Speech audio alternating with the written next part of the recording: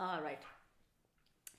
So, I am using Western tropical astrology. There are different kinds of astrology, all ancient, all works, but this is where I'm going.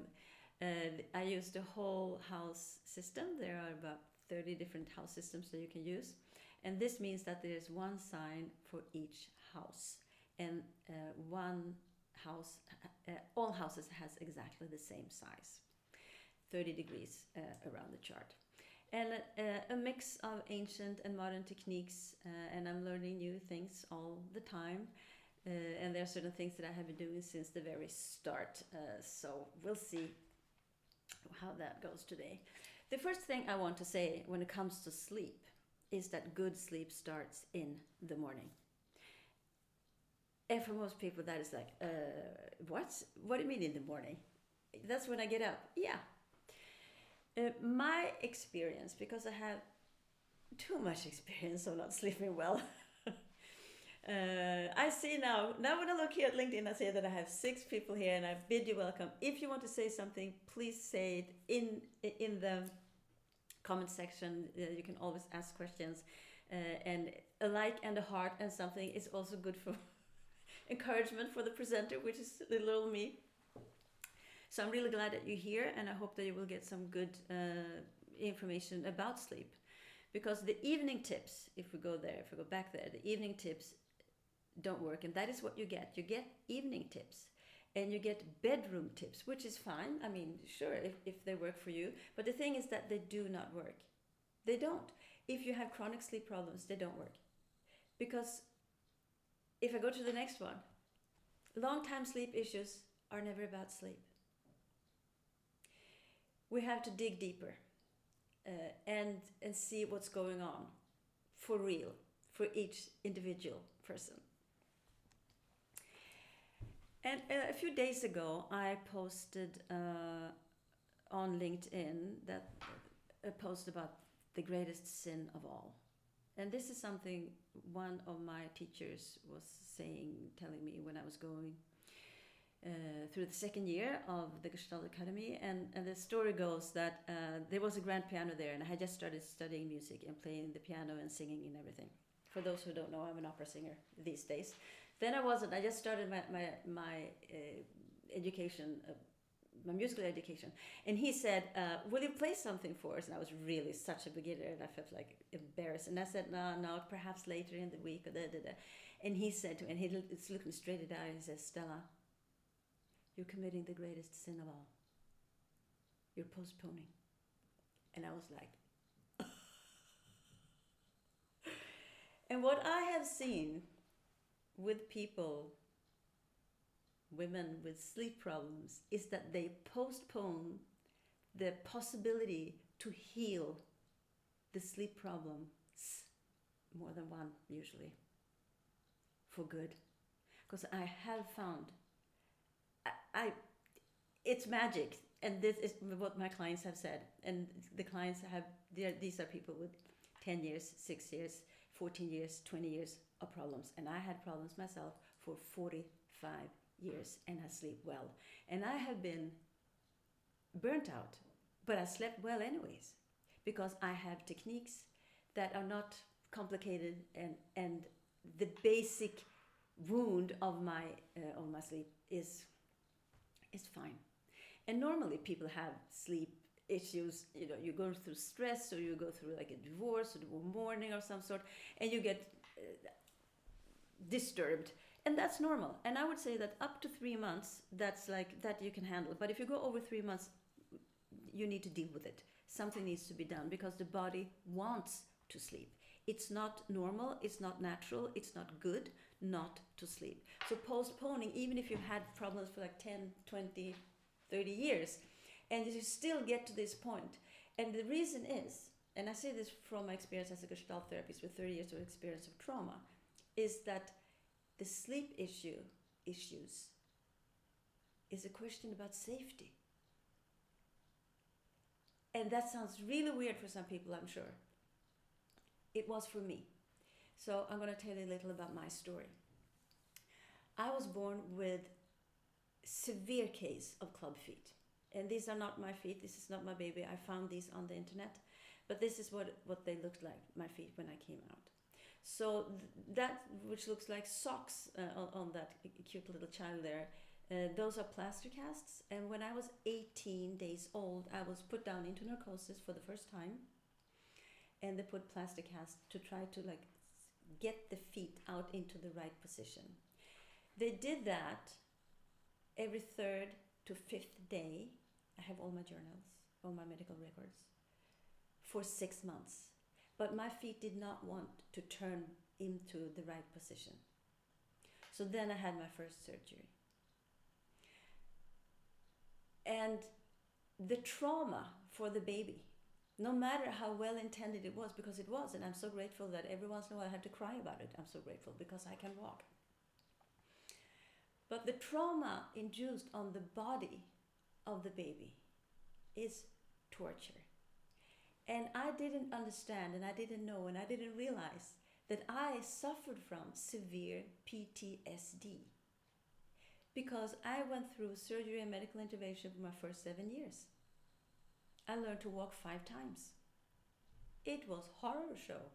I was in constant pain. Can you imagine the itching under those plastic casts? I mean, it was, yeah. So that resulted in my sleep issue, and I could get help nowhere. Even when I went through therapy, because that's when I realized where it came from. But the solution was not there. I could not go deep enough. It was not something that I was capable of reaching. It was not until I found energy modalities, energy psychology, that I managed to solve it, and that took me about 2 years. After 6 months of hard work, I managed to get to a point where I was thinking, I think this might work. I think I actually might heal this now, because it was getting better. And it took me 2 years to get to a point where I stopped having anxiety about going to bed, stopped procrastinating going to bed, waking up feeling good in the morning, and having confidence about going to bed, because that is an issue. It's a kind of low confidence about going to bed, trying not to go to bed. It comes out in many different ways, but this is my story, and why I'm so passionate about this, why I really want to help people, because I know there's help out there, and I can help you, and it's not about tips and tricks. All right, so let me show you my chart. Now, Mirel Bene, good morning from Florida. Hello, hello to see you here, Viri. Let me see. Yes, the elf tiles. There are different aspects in the chart that we work with, and the elf tiles are in the category of harmonic aspects. They are not as frequently used, but I was drawn to harmonic aspects right away from the very start. I don't know where I found it, but I felt right away that this interests me. Astrology is a humongous field. There is just so much to learn. I'm going to do this until I keel over somewhere in the 90s or early hundreds, because I want things that are interesting and that are complex and that I can really dig into, and astrology delivers big time. So I have, you see the red circle there, that is an elf tile that goes between Neptune and my ascendant. And if you've listened to me before when I've been talking about the ascendant, I used to say that it is the portal in and out of you, how you present yourself and how you invite people into your life. It is also, and this is important, it is also your survival mechanisms that you evolve, what you use to be able to stand the challenges that every child encounters in one way or that. Mine were really severe, really bad. It doesn't have to be that bad, but we all have survival mechanisms that we evolve, and that we take them from our ascendant, from our rising sign, which in my case is Capricorn. So the ascendant point is exactly to the minute. It's 000 in my case. It's just so exact to Neptune. And Neptune is about the otherworldly, the creativity, but it's also about drugs. It's also about escapism. And I can say that being put down into narcosis, that is drug abuse. Yes, it is. So that was induced into my body, and so I had to develop survival mechanisms through through the drugs that were invoked into my body so many times, 3 to 5 days, 6 days, 6 months in a row, and my little body had to deal with that. What we can also see is that. Not see, but I will say about the elf tiles is that they can create, and if you have a lot of them in your chart, there's some kind of agitation and restlessness that the person can have.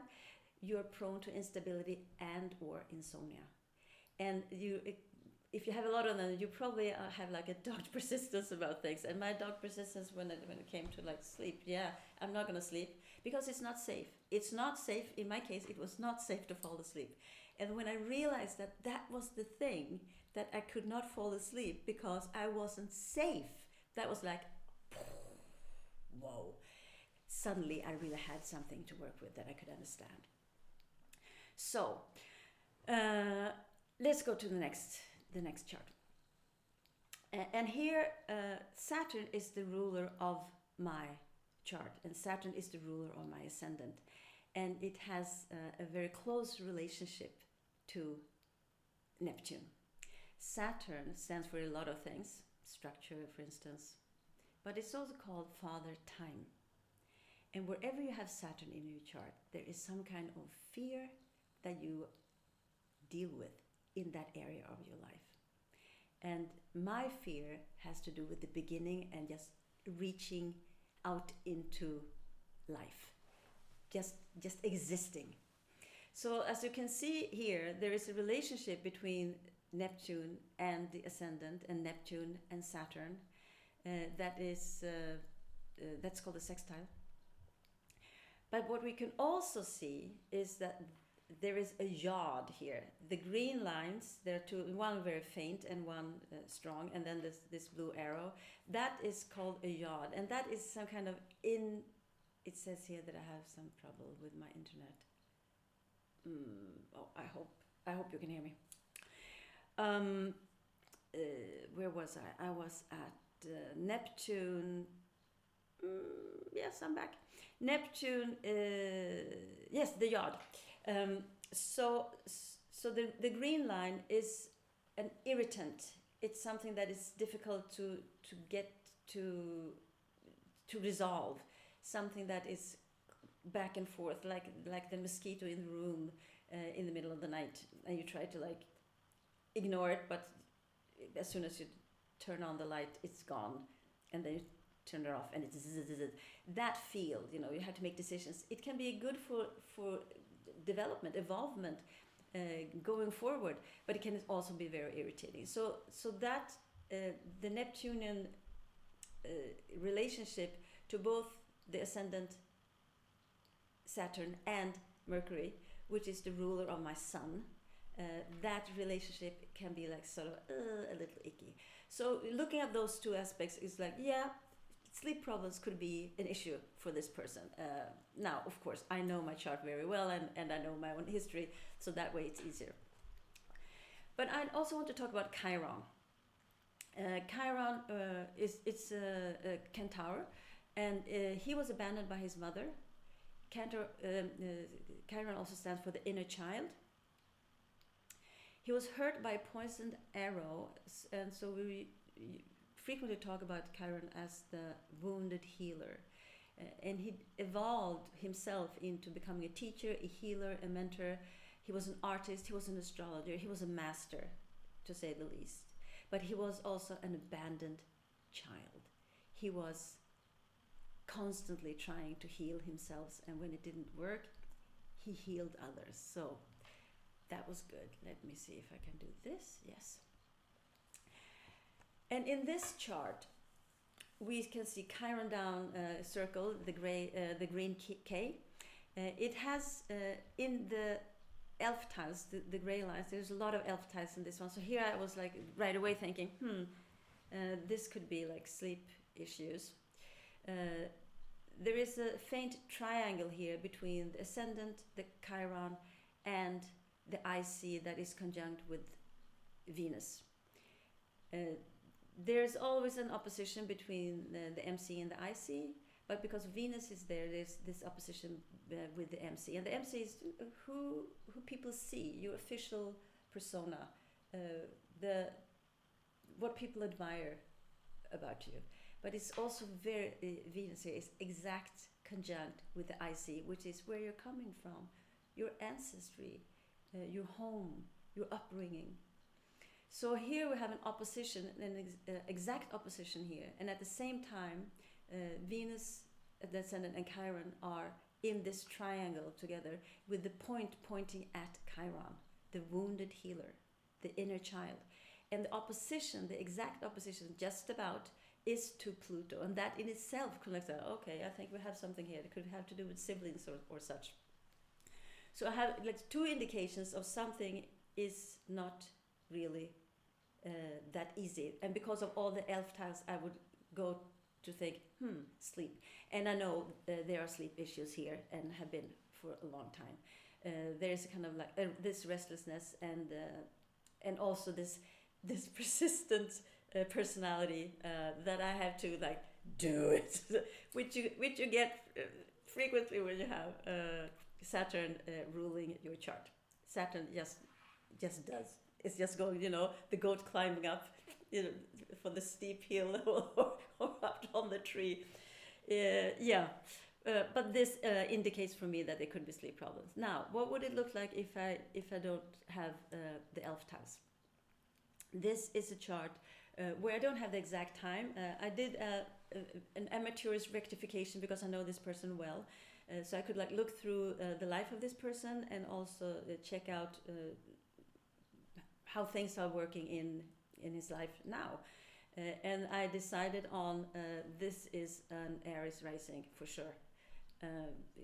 Looking at everything, this is an Aries rising, but I don't have the exact date, time of date, and therefore I can ignore the ascendant because it could be anywhere here. But what I cannot ignore is the moon, Chiron, the sun, the moon, and Chiron, and then Chiron's close relationship to Saturn. But it is on the other side of the cusp, so they're not like intertwined or it's almost a little here and a little there, but they have a close relationship, Saturn and Chiron.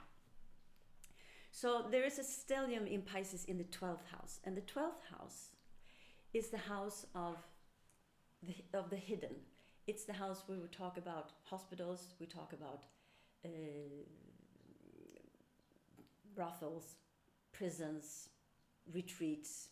It's about your inner spiritual life, things that aren't coming out so evidently to others. So it is also the house of sleep.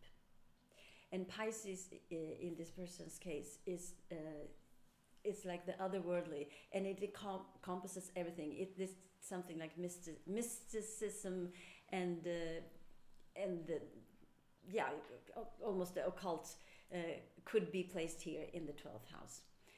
And because it is the house of sleep, the hidden, where you go to other realms, to other worlds, I was thinking, and then we have the opposition to Pluto and Uranus in conjunction, and it's pretty much exact on the opposite side. That in itself could say, we could have a sleep problem here. And we do. This person falls asleep easily but wakes up and then can go back to sleep. So there are like different ways to see how or like be suspicious when it comes to sleep, restlessness, and being able to relax enough and feel safe enough. That can be seen also this way, because on top of it, when it comes to the 12th house, it is the house of hidden enemies. So if it's a dense house, you can also like feel that there is some kind of threat out there, and so we're back again with the feeling of being unsafe. Now I will talk about my program, because if you are dreaming about waking up and feeling energized, and it has eluded you up until now, or you have postponed or avoided it in some way or the other because it feels scary to go out there into the world where the sun is shining, and where you can like explore and feel full of energy, and curious about life. I remember when I still didn't sleep well. When I woke up in the morning, when I woke up in the morning, the first thing I thought, it was crazy. The first thing I thought was, I want to go to bed. Always. But when I came to that point, that when it was time to go to bed, I didn't want to go to bed because I knew what was going to happen, that I would not fall asleep. So it was just such a weird way of living life. But it would have been wonderful to just wake up and feel like, okay, I'm going up. That's how it is now. It's been like that for 15 years. It works. But the first thing that you need to do to be able to get good sleep is to frame your sleep. I'm just looking at the time here. How much am I talking? I'm talking a lot. You have to frame your sleep, and you have to start in the morning. Because when you wake up in the morning, you have that bad energy, that bad vibe with you that I was talking about. I want to go to sleep. I want to go to bed. And you have to get that out of the way. That the energy is stored in your cells, in your energy field, and you have to get that out of the way. All those nights, for me, it started when I was 18 days old. All those nights have to be pushed away, or dissolved is the better word, dissolved into something else. And you start that work in the morning. And then I say noon, and by that I mean when things come up during the day, you have to deal with them right away. Not postponing, dealing with them right away. And one of my clients in the sleep puzzle, she realized several months later, because she continued to work with the techniques, and her sleep was getting better, but she was continuing because she wanted to get to a certain point. And suddenly she realized that she was not doing the noon work because she thought she didn't have anything really. But every night she woke up and started to think, when she woke up, she didn't wake up every night, but when she woke, she actually started to think about work. People that had been irritating or things that hadn't gone well. And she would brush in the day, she would just brush it off as if it was nothing. And she didn't realize that it was actually something and that it was going to disturb her in the middle of the night. And then, of course, you have to deal with the evenings. But in a way that is not based on tips. It has to be based on what is the right thing for you. So that is the thing. What do you need to sleep well? I followed the tips. I tried everything. And some of it was really disastrous for me. So the tips are general tips. It's not catered to you. You have to find out what is your temperature. What is your best kind of bed? I mean, have a good bed. Get a good bed and you will get a good night's sleep. That is not for certain, because most people have fallen asleep on an airplane, on a bus, on a beach. You can fall asleep just about anywhere.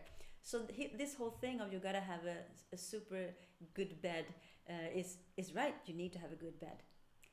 But what kind of bed, and is that the first issue you have to address? You probably have one. If you have difficulty sleeping, you probably have a good bed, and you're still not sleeping. So there are other things that you need to know. What is the right thing for you? Not the tips, but really individual attention to your needs. And then we have this thing here that most people with sleep problems think they have one issue. And that's rarely the case. It could be that you're waking up after falling asleep. It could be that you have nightmares. It could be that you're snoring, or that you're sleeping beside someone who's snoring. So that could mean that you cannot sleep with someone if they're snoring. Some people can't sleep with people in general. They just have to have their own bed. They're postponing going to bed, as I did. Many people do. I have one friend, she has not gone through the sleep puzzle, and she says, no, I don't have any sleep problems. No, the only problem is that I'm not going to bed, but when I go to bed, I sleep well. And I said to her, well, that is a problem, because you should go to bed. Because if you don't go to bed and don't get enough sleep, you have a problem. So these are just three things to look at and to understand that you have to put a focus here. How many sleep problems do you have? I actually have I might even post that on LinkedIn, unless I already did. Sorry, I digress. That was just a thought. I have a carousel about that. How many sleep problems do you have? All right. So this is one example of a woman who had a problem, and she said, "Today I'm on the 11th day of not staying up, binge eating in the evening. It's almost like a miracle, right?" Because this is one of the things that she had been doing, that she realized this is a sleep problem, because she didn't want to go to sleep. She didn't just postpone. She started to eat, so she didn't have to go to sleep. So she didn't have to deal with her nightmares. So be observant of, if you have sleep problems, is it only one thing, or are there like several things going together? What did I have apart from not falling asleep for 2 to 4 hours every single night, no matter what? The only time I fell asleep was when I had been when I was jet lagged and hadn't been sleeping for like 20, 30 hours or something. Otherwise, didn't matter how many hours I postponed. I also had to have a glass of water by the side. If I didn't have it, I had to go up. And when did I understand that was a problem? It was because it had to do with safety, because that glass of water was connected with my grandmother, and she was a very important part for my survival and safety in life in general. Thanks to her and my grandfather, I'm here. Choking up a little here.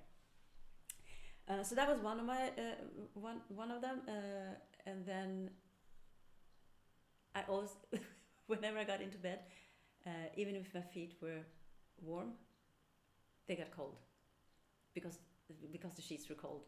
So that was a problem of mine. And then I woke up 3 times per night. Not every time, but I always woke up at least once, sometimes 3 times per night, to go to bed, to go to the bathroom. And then when I was done, I could just fall asleep again, because it was only the first time when I was going to bed that I didn't fall asleep. So that was those were my problems. But I'm gonna invite you now to the sleep puzzle, which I created. It's a 5-module program spread over 10 weeks. And in the first module, we do the framing. We lay the foundation by identifying your sleep challenges. In module 2, we go to talk with and about the brain and how it works, and how the brain creates addictive thought patterns and chemicals that are released into the body that way. And in module 3, we have the body's needs, and to optimize your lifestyle and your habits and what you need for going to bed, and also in the daytime, what is good for you so you will actually have a good night's sleep further down the line. Module 4, we talk about the beginnings. We explore the roots of your sleep issues. I was a baby. Yeah.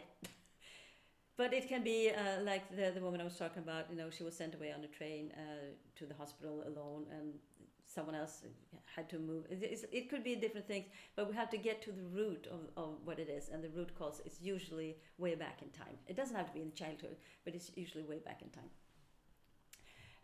And then in module 5 we do restart.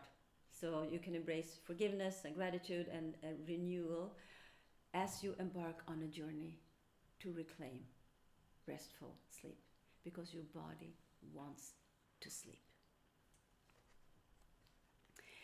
I'm not going to read through all these testimonials, but we can start with this one. Anna says, I slept like a log last night, went back to sleep and slept to 9 a.m. And you see all the exclamation points. Normally it's easy for me to sleep late, but I've been so stressed lately. I've been able to calm down now. And then we have Lotta, feeling grateful. Good morning, this is fantastic. I decided to skip the earplugs and fell asleep right after tapping. And that's one thing that could be a problem. Do we really need earplugs? She also discovered that she could actually fall asleep on a bus. That was not a problem. She didn't really need earplugs. So this is the thing. What is it that is actually what you actually need for real? Catherine, thank you. Slept like a baby last night and was able to go back to sleep after going to the bathroom. And then Ingmarie also says, she is the one who coined me sömnfen, the sleep fairy, and said, what is this magic? She hadn't slept for 14 years properly. So if you are interested in this, I will launch a beta version of the Sleep Person in English, because the beta is not about if it works, it works. This I know. I launched this 9 years ago, and people still sleep well. I checked in with my previous clients the other week, and yeah, people sleep well. And those who have not done the work and did not download the material have problems. But those that are still at it, and it's not, I mean, it's a few minutes a day when you need it. You don't need to have it all the time. But if you want to take this first step towards a brighter, more rejuvenated future where you sleep well, book a call with me. That's what it's all about. Book a call. stellascott.com/improve call. And let's have a chat about it and see if this is for you. Don't postpone the call. You postpone already, I'm sure. So just book it. This is another of my participants. The only time in 10 years when I could sleep without medicine was after the sleep puzzle. It was fantastic. And in this case, it was because she did not download the material. She lost the material, and therefore she went back on medications. And she actually did contact me recently and said, I need help, because this is the only thing that ever worked for me. I need help. So we're in contact, and I said, you can probably join the English version, and we'll figure it out, because of course I want her to sleep. I want everybody to sleep well. All right. So book this call with me. You can also use this QR code if you need. And if you have questions, you can write me a DM.